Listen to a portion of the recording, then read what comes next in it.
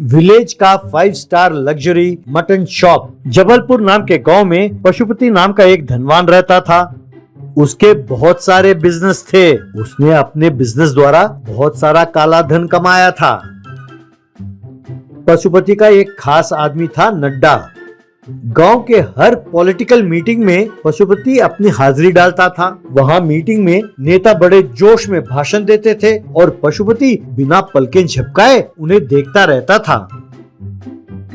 एक दिन एक नेता भाषण दे रहा था तो लोग जोर से ताली बजा रहे थे।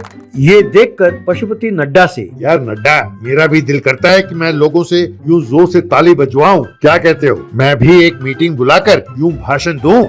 तब नड्डा, अरे सर, आप मीटिंग बुलाएंगे तो आएगा कौन? अब लोग आएंगे क्यों? अरे वो ठहरा नेता एक बड़े पार्टी का नेता है, इसीलिए लोग आए हैं और वो जो कुछ बोलेगा लोग ताली बजाएंगे ही। तब पशुपति, तो ठीक है, मैं भी एक पार्टी में ज्वाइन कर लेता हूँ, तब लोग मेरे बातों पर भी ताली बजाएंगे। तब नड्डा, ये बात हुई ना, तो चलिए पहले एक पार्टी में आप शामिल हो जाइए। तब पशुपति, भाई मैं सिर्फ एक पार्टी में भर्ती नहीं होऊंगा, मैं एमएलए बनूंगा, चाहे उसके लिए मुझे पैसे खर्च क्यों ना करना पड़े। मैं पीछे नहीं हटने वाला।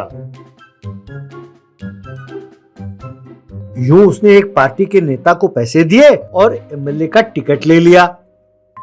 अब घर पर नड्डा, साहब आपने पार्टी का टिकट तो ले लिया, लेकिन आपको वोट देगा कौन और क्यों देगा? तो ऐसा करते हैं, आप लोगों से झूठे वादे कीजिए, जीतने के बाद वो अपने रास्ते, हम अपने रास्ते। पशुपति, हाँ यार, लोग अपने आप को बड़े होशियार समझते हैं, लेकिन उनसे बड़ा मूर्ख कोई नहीं है।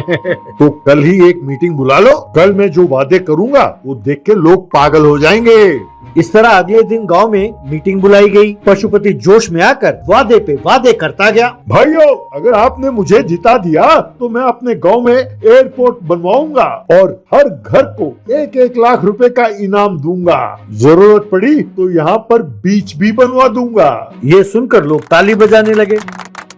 ये देखकर पशुपति फूलकर कुप्पा हो गया। अब भीड़ में एक समझदार युवक था। वो पशुपति से, पशुपति जी, इस गांव ने जरूर कुछ अच्छा किया होगा जो आप राजनीति में आए। आप बुरा ना माने तो एक बात पूछूं? तब पशुपति, जरूर पूछो मेरे दोस्त, इस गांव के नागरिक होने के नाते तुम्हें पूरा हक है कि तुम पूछो। तब वो युवक, चुनाव से पहले हर एक नेता बहुत सारे वादे करता है, लेकिन चुनाव जीतने के बाद वो बिल्कुल नजर नहीं आता, गायब हो जाता है। इसलिए चुनाव से पहले ही यदि आप गांव के लिए कुछ कर दिखाएं तो हम आपको वोट जरूर डालेंगे। तब पशुपति, तो बोलो दोस्त, तुम्हें चाहिए क्या? हमारे गांव के लिए मैं कुछ भी करने के लिए तैयार हूँ। तब वो युवक, हमारे गांव में कोई मटन शॉप नहीं है, इसीलिए मैं आपसे विनती करता हूँ कि आप एक मटन शॉप खोल दें। क्यों गाँव वालों, आप क्या कहते हो? तब सब गाँव वाले एक साथ, हाँ, हमें मटन शॉप चाहिए, हमें मटन शॉप चाहिए कहकर आवाज देने लगे।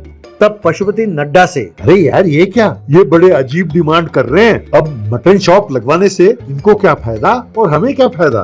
तब नड्डा, अरे साहब, अब हमें यही समझदारी दिखाने की जरूरत है। अब चुनाव के लिए 1 महीना बाकी है। अब इस 1 महीने में अगर हम खुद ही अपना मटन शॉप खोल दें और लोगों को मुफ्त में मटन बांटें तो उनके सारे वोट हमें ही मिलेंगे। क्यों, क्या कहते हैं आप?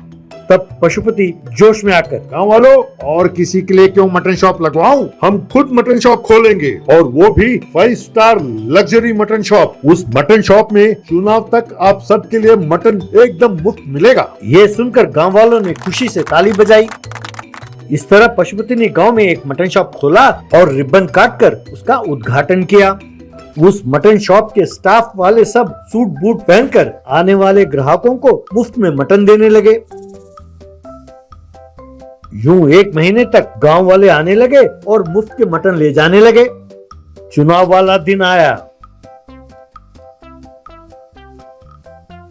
जिस युवक ने पशुपति को मटन शॉप खोलने के लिए कहा था, वो अपना वोट डालकर बाहर निकल रहा था। पशुपति ने उसे रोका और कहने लगा, भैया, मुझे यकीन है कि तुमने मुझे ही वोट डाला है, बहुत बहुत धन्यवाद। तब वो युवक, भैया, मैं तो क्या, इस गांव में किसी ने भी तुम्हें वोट नहीं डाला और डालेंगे भी तो क्यों? क्या हम नहीं जानते कि तुम राजनीति में क्यों आए? अब 1 महीने के लिए मुफ्त में मटन बांटोगे तो क्या तुम अच्छा आदमी बन जाओगे? सब गांव वालों ने मिलके तुम्हें बकरा बनाया है। ये सुनते ही पशुपति गश खाकर गिर गया।